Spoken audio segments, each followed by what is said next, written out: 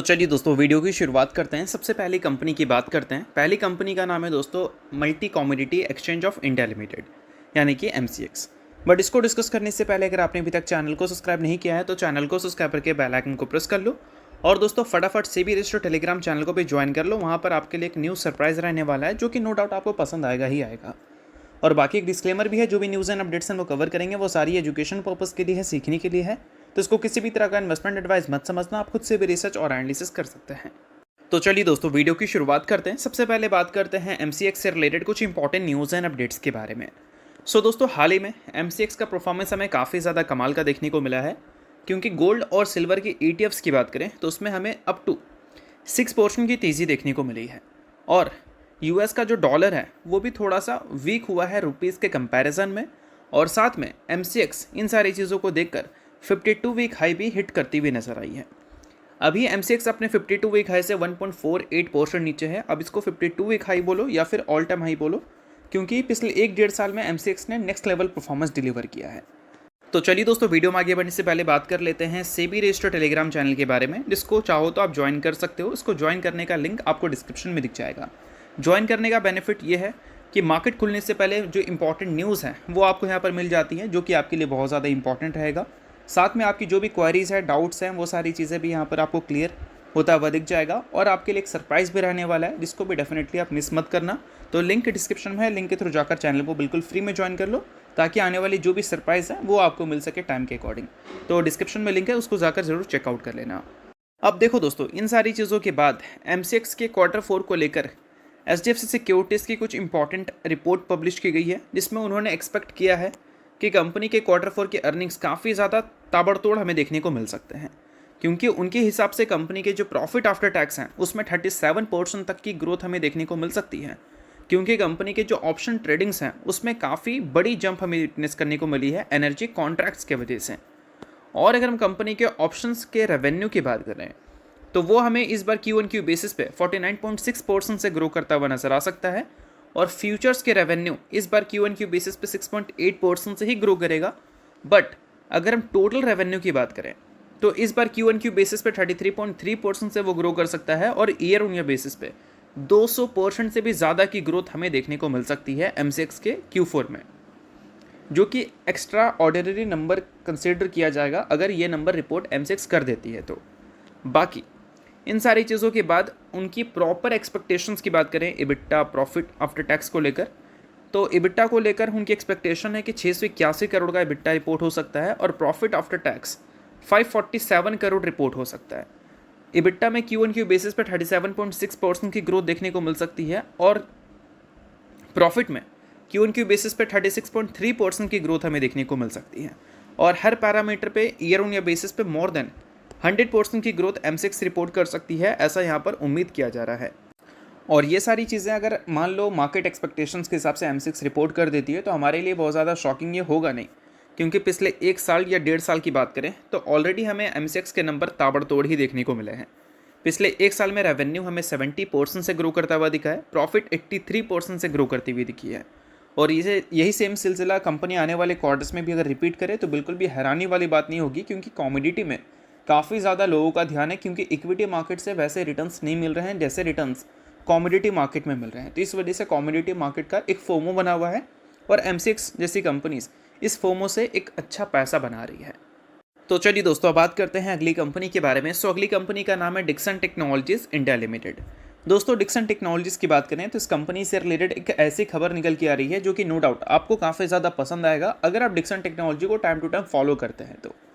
अगर हम बात करें दोस्तों खबर के बारे में, तो खबर यहाँ पर यह है कि गवर्नमेंट मोबाइल PLI स्कीम 2.0 ला सकती है, जिस वजह से आपको आगे चलकर डिक्सन और बड़े EMS जायंट्स काफ़ी ज़्यादा चर्चे में देखने को मिल सकते हैं। देखो डिक्सन टेक्नोलॉजीज़ की जो टोटल रेवेन्यू है उसका 80% मोबाइल मैन्युफैक्चरिंग सेगमेंट से ही आता है। और पिछले 1-1.5 साल का अगर ग्रोथ देखोगे डिक्सन टेक्नोलॉजीज़ का, तो वो ग्रोथ का एक काफ़ी बड़ा क्रेडिट हम PLI स्कीम को भी दे सकते हैं, और ख़ासकर उसमें मोबाइल PLI स्कीम है उसको। बट मोबाइल PLI स्कीम जो पहले वाली थी वो 31 मार्च को ऑलरेडी एक्सपायर हो चुकी है। अब गवर्नमेंट यहाँ पर PLI स्कीम 2.0 ला सकती है मोबाइल का, जिस वजह से डिक्सन टेक्नोलॉजीज़ काफ़ी ज़्यादा चर्चे में आ सकती है, क्योंकि जब वो एक्सपायरी की न्यूज़ हमें सुनने को मिली थी तो उन्हीं सारी चीज़ों की वजह से डिक्सन टेक्नोलॉजी की ग्रोथ कंसर्न क्रिएट किया गया था और डिक्सन टेक्नोलॉजी 200 के प्राइस टू अर्निंग मल्टीपल्स पे थी, वहाँ से गिरकर 50 के प्राइस टू अर्निंग मल्टीपल्स पे आ गई थी, यानी कि वैल्यूएशंस कंपनी का 50% से भी ज़्यादा करेक्ट हुआ था और स्टॉक 40% से ज़्यादा गिरी थी। अब यहाँ पर 2.0 अगर PLI स्कीम आती है तो डिक्सन टेक्नोलॉजी को एक एडिशनल अपॉर्चुनिटी मिलेगा रेवेन्यू एंड प्रॉफिट जनरेट करने का, और इस वजह से आने वाले अर्निंग्स डिक्सन के बेहतर भी हो सकते हैं, जिस वजह से ये जो वैल्यूएशंस की करेक्शंस हैं ये करेक्शंस बैक टू नॉर्मल हो सकता है। तो ये सारी चीज़ों पे आपको ध्यान रखना है अगर आप डिक्सन के इन्वेस्टर हैं तो। बाकी इस PLI स्कीम के बारे में अगर थोड़ी चीज़ों को डिटेल में समझें तो देखो यहाँ पर मेंशन किया गया है कि इसमें गवर्नमेंट 46,000 रुपीज़ का फंड आपको इंट्रोड्यूस कर सकती है और गवर्नमेंट का मेन एम ये है कि डोमेस्टिक मोबाइल मैन्युफैक्चरिंग को बूस्ट करना है और फ़ोन्स के एक्सपोर्ट को बढ़ाना है, और साथ में जो इंडिया का पोजीशन है ग्लोबल इलेक्ट्रॉनिक मैन्युफैक्चरिंग रेस में उसको और भी ज़्यादा स्ट्रेंथ प्रोवाइड करना है। तो ये गवर्नमेंट का एम है PLI 2.0 स्कीम लाने से। बाकी अगर हम इसके बारे में बात करें तो इसकी जो फर्स्ट फेज़ है उसमें गवर्नमेंट आउटले करेगी 40,000 करोड़ और बाकी के अमाउंट जो है वो आपको सेकेंड या थर्ड फेज़ तक आते हुए देखने को मिलेंगे। तो ये सारी चीज़ों को आप ध्यान से नोट कर सकते हो क्योंकि ये सारी चीज़ें बहुत ही ज़्यादा क्रूशियल और बहुत ही ज़्यादा इंपॉर्टेंट है डिक्सन के इन्वेस्टर्स के लिए। अब देखो दोस्तों, डिक्सन टेक्नोलॉजीज़ अभी इसलिए गिरी है इतना ज़्यादा क्योंकि पिछले एक साल का अगर नंबर देखोगे तो डिक्सन 46% से रेवेन्यू को ग्रो की है और प्रॉफिट को 122% से ग्रो की है। 3 साल में भी ग्रोथ रेट हमें काफ़ी कमाल की देखने को मिल रही है। बट मार्केट क्या एंटिसिपेट कर रही है? मार्केट ये एंटिसिपेट कर रही है कि ग्लोबली डिक्सन टेक्नोलॉजीज़ एक चैलेंजेस फेस कर रही है। ग्लोबली रैम के बढ़ते प्राइसेस की वजह से जो वॉल्यूम्स है वो गिर चुका है और उसका इम्पैक्ट इंडिया में भी आ चुका है। 10,000 का एंट्री बैरियर है 5G के स्मार्टफोन्स का, वो अब बढ़कर 13,000 हो चुका है। तो वॉल्यूम्स अगर गिरेगा तो मैन्युफैक्चरिंग कम मिलेंगी डिक्सन जैसी ब्रांड्स को, डिक्सन जैसी कंपनीज़ को। तो इस केस में क्या है कि जो पिछले 1-1.5 सालों में कंपनी ने ग्रोथ दिखा दी है उस ग्रोथ को रिपीट करना कंपनी के लिए काफ़ी ज़्यादा मुश्किल हो सकता है। अगर पिछले 1 साल की बात करें तो रेवेन्यू 46% से ग्रो किया है ना, मार्केट ये उम्मीद कर रही है कि अगले 1 साल में रेवेन्यू में 46% की ग्रोथ हमें देखने को नहीं मिलेगा, कम दिखेगा। और यही सारी चीज़ों की वजह से डिक्सन का वैल्यूएशंस इतना ज़्यादा करेक्ट होता हुआ दिखा है पिछले 1-1.5 सालों में। 1-1.5 सालों में नहीं, पिछले कुछ महीने में, पिछले 6 से 8 महीनों में।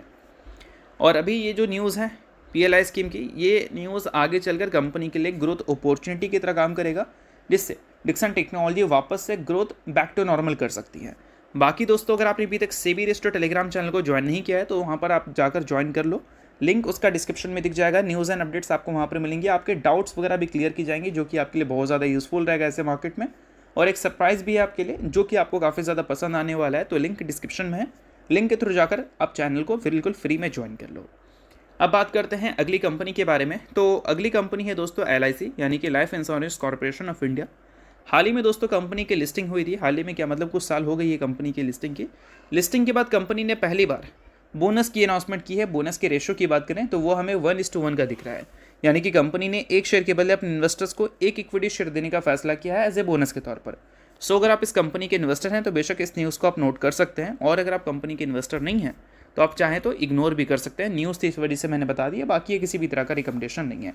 तो होप करता हूँ दोस्तों ये वीडियो आपको अच्छा लगा होगा। लाइक कीजिए, पहली बार सब्सक्राइब कीजिए। वीडियो के लिए बहुत बहुत शुक्रिया।